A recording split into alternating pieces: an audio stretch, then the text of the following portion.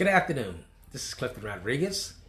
I'm a local CPA here in Fort Lauderdale, Florida, and I have been in practice since June of 1994. I have about roughly between 400 and about 650 clients. Most of those clients are individuals, and I probably just see them once a year. But one of the things that I had always intended to do was a series of videos explaining to my clients how they can start a business, become successful in a business, grow that business, and what have you. There are a lot of successful business people, and there are a lot of people who basically fail at business simply because they lack the business knowledge, the savvy, the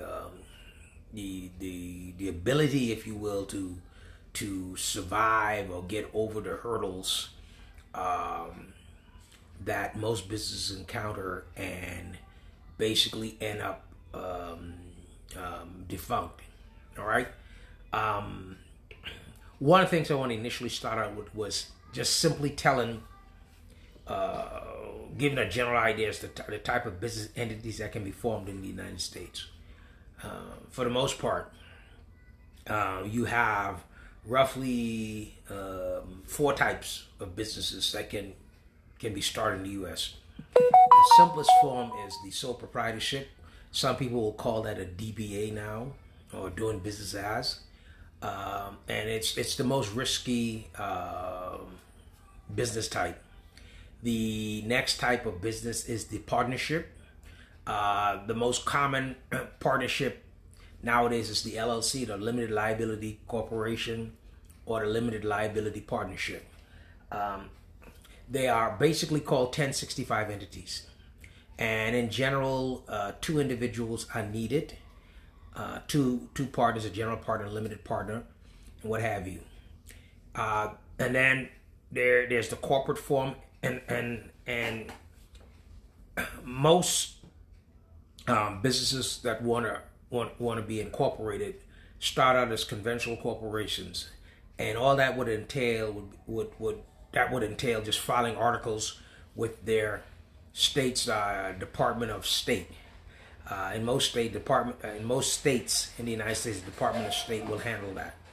So once you file a charter with the Department of State, in our case, the Florida Department of State.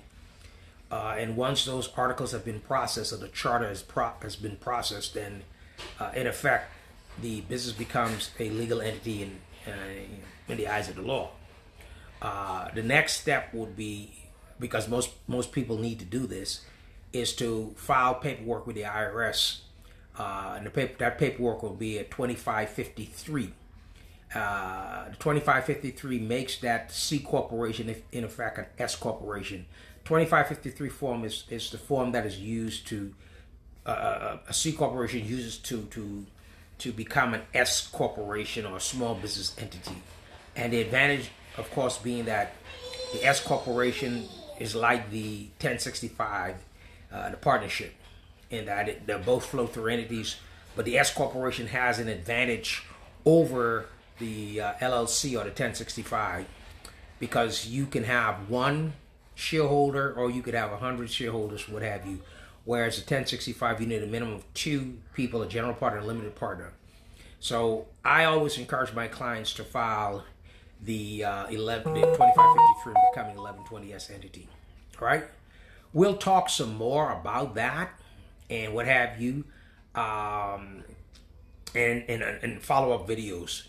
But those are the basic 4 types, if you will, of entities in the United States. And they're real quick to form.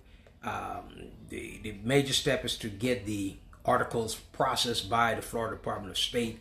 Once that's done, then everything else becomes a piece of cake. Believe it or not, I give people advice on this almost every day, and this is the first time I've thought about doing a video about it. All right, so I hope you enjoyed this video, and if you have any questions, by all means, give me a call, all right, or send me an email and we'll discuss it.